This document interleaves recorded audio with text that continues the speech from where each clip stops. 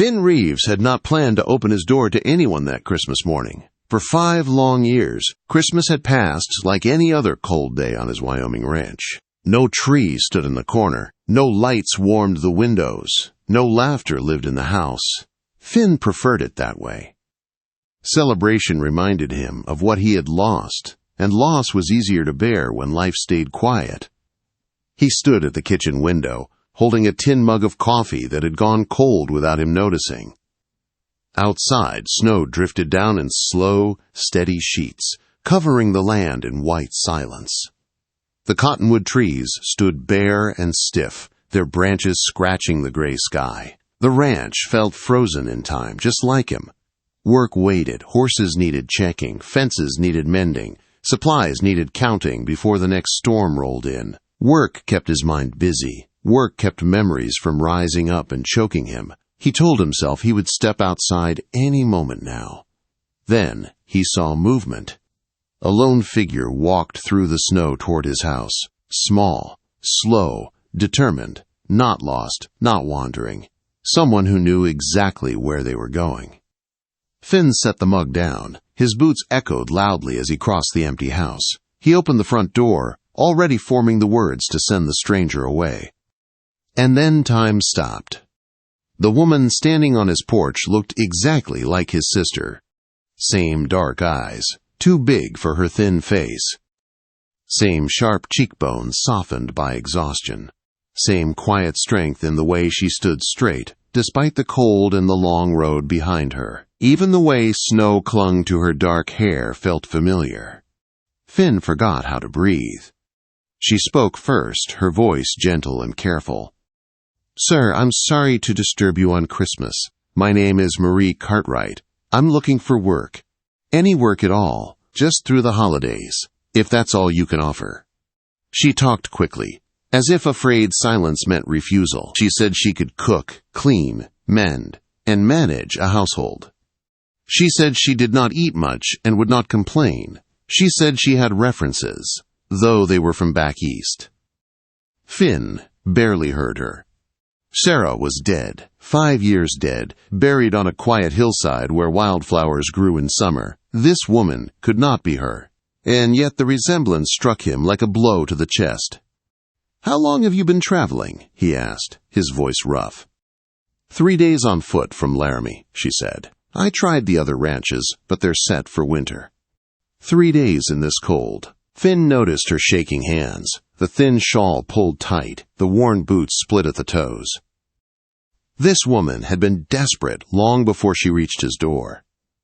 Snow fell heavier now, settling in her hair the way it once settled in Sarah's.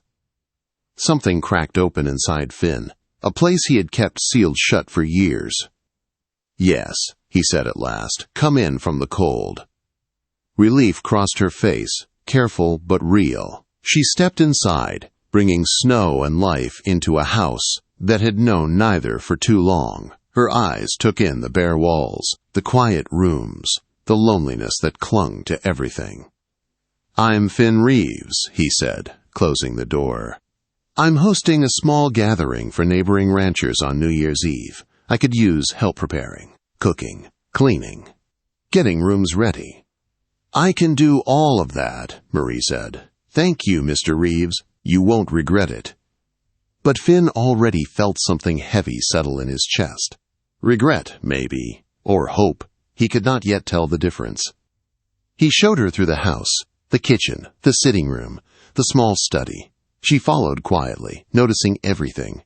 When he mentioned the guest rooms upstairs had not been used in years, she nodded and said she would take care of them. He stopped at a small room near the kitchen. "You can stay here. It's warm." It had been Sarah's room once. Marie stepped inside, set her small canvas bag on the bed, and turned back with a soft smile. "This is perfect. Thank you." The gratitude in her voice made Finn's throat tighten. "I'll make breakfast," he said quickly. She tried to protest, but he turned away. He needed distance, needed motion, needed to not look at her face. In the kitchen, he stoked the fire with shaking hands. What had he done? He had invited a stranger into a life he had carefully emptied of feeling. A woman who looked like his dead sister, a reminder he had never asked for. When he glanced down the hallway, he saw her silhouette in the doorway of her room. The tilt of her head, the line of her shoulders, exactly the way Sarah used to stand. Finn looked away. This would be simple, he told himself. She would work. He would pay her fairly. She would leave after New Year's. His life would return to its quiet emptiness. But as he cracked eggs into a pan, he knew the house already felt different, filled with soft sounds, with presence, with someone alive. And somewhere deep inside, a question stirred that frightened him more than loneliness ever had. Was this mercy or punishment? He did not yet know. The house did not stay quiet for long. By mid-morning, Marie moved through the rooms with quiet purpose. She did not rush, but she did not waste time either. Finn watched from the hallway as she wiped dust from windows that had not binn cleaned in years. Pale winter light spilled inside, touching corners that had lived in shadow for too long. She hummed softly while she worked, a low, gentle tune Finn did not recognize. The sound settled into the house like something meant to be there. I found evergreen branches in the barn, Marie said without turning around. And a crate of old decorations. May I use them? Quote.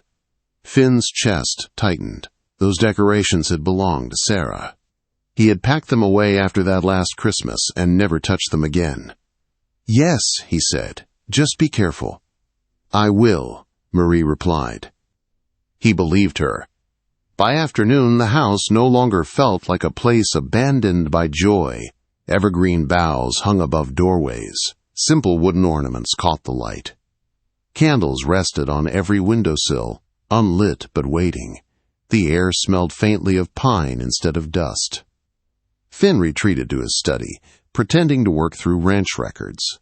In truth, he kept finding himself standing in the doorway, watching Marie move.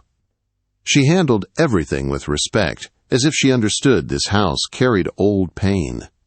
When she moved to the kitchen and began making bread, the smell hit him hard, yeast, and warmth, and memory. Sarah had baked bread on winter days just like this. Finn stepped outside before the memories could pull him under. He rode out to check the cattle, staying longer than needed, letting cold wind burn his face and clear his head. When he finally turned back, dusk had settled over the land. The sight stopped him. Every window of the house glowed with candlelight. Smoke rose from the chimney. The place looked alive, like a home. Finn sat frozen on his horse, heart pounding. Part of him wanted to turn away. It felt dangerous to go back inside, dangerous to want something again. But someone was waiting there. He rode home. Supper passed quietly. Marie served stew and fresh bread, then began cleaning without being asked. When she finished, she started toward her room. You can sit by the fire, Finn said suddenly. It's warmer there. She hesitated, then nodded. They sat across from each other with the fire between them. The storm began after dark, wind howling and snow pounding the walls. The fire cracked and popped, filling the silence. You said you came from Laramie, Finn said. Before that?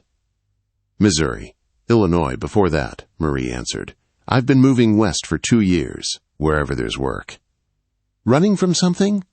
Marie looked into the fire. Running from staying still. After a long moment, she spoke again. I lost my family to fever, my husband and my little girl, a week apart. Finn felt the words land deep in his chest. My sister died the same way, he said. 5 years ago. Marie turned to him then, understanding, filling her eyes. That's why you hired me. Yes. I remind you of her. He nodded. For a moment, I thought she'd come back. I'm not her, Marie said gently. I know. They sat with the truth between them. That's why you live alone, Marie said. Because everyone reminds you of what you lost. Finn stared at the fire. I failed her. I promised I'd keep her safe. That isn't failure, Marie said. That's grief. Grief doesn't excuse hiding from life. She stood then, pulling her shawl tighter.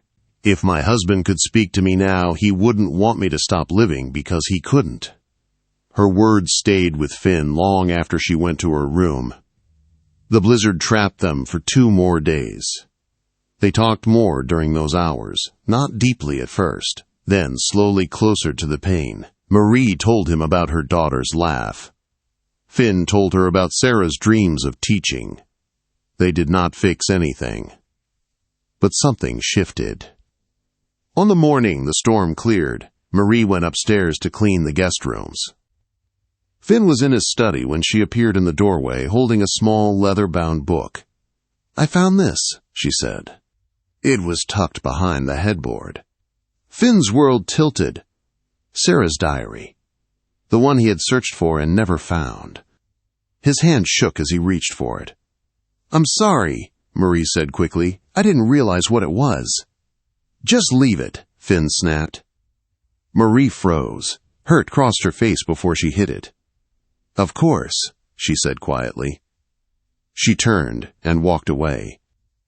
Finn sat alone, the diary heavy in his hands. He wanted to throw it into the fire, wanted to keep it closed forever. Instead, he opened it. Sarah's words spilled out. Hopeful, bright, alive. He read every entry, forced himself to face it all. The last page broke him. She wrote that she did not blame him, that she hoped he would live, not just survive. Finn's vision blurred. He had spent 5 years punishing himself for a guilt she never gave him. And now he had hurt Marie. He stood and went to her door. Lamplight shone beneath it. He heard the sound of packing. She was leaving. Finn raised his hand to knock, lowered it. Fear won.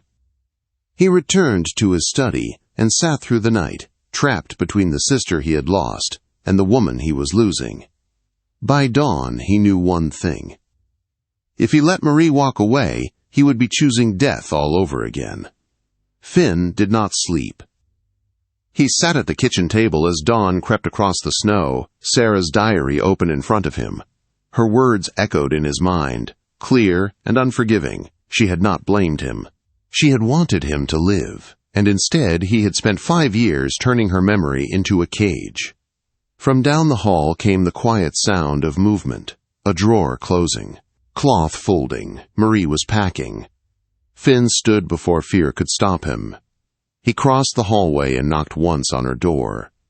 "Marie," he said. "It's Finn. Please, can we talk?"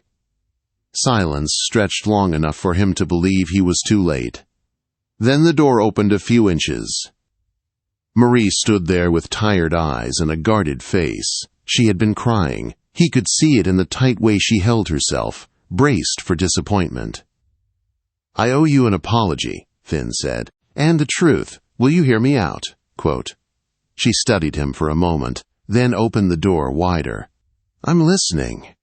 They sat at the kitchen table as pale morning light filled the room.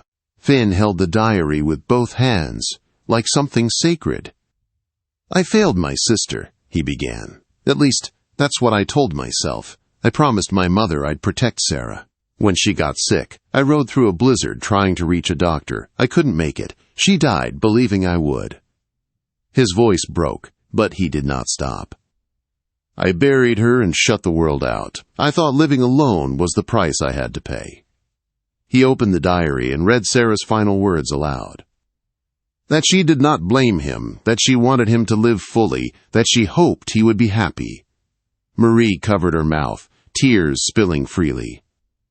"She forgave you," she whispered. "I never forgave myself," Finn said, "and yesterday, when you found this, I lashed out because facing that truth hurt more than the guilt." He looked at her then, really looked at her.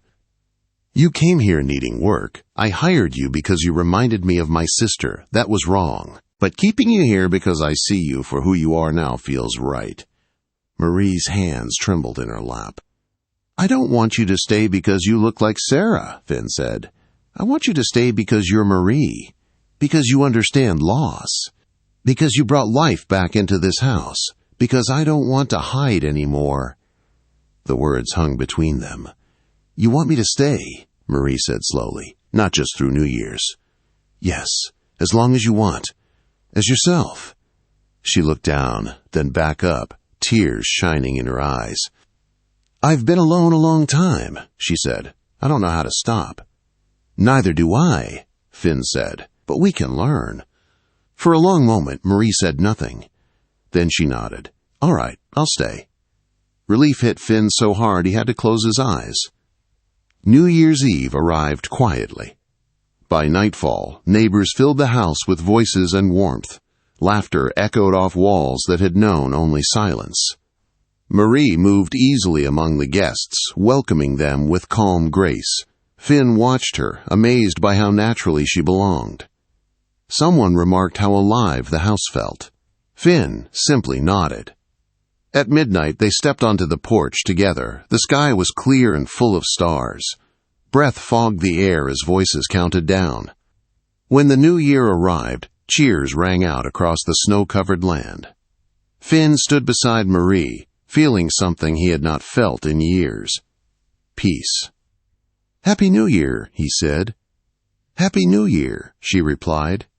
Morning came bright and cold. Finn woke to the sound of coffee brewing and quiet humming. He joined Marie at the table, where sunlight spilled across clean windows and warm wood. Later they walked together to the hillside where Sarah rested. Snow lay smooth and untouched around the stone. Finn spoke of his sister, not with pain this time, but with gratitude. Marie listened, her hand resting lightly at his side. "She would have wanted this," Marie said, "for you." "I know," Finn said. "I'm finally ready." They walked back to the house side by side, their footprints crossing the snow together. Inside, warmth waited. Finn closed the door behind them. For the first time in 5 years, the ranch was not a place of ghosts. It was home.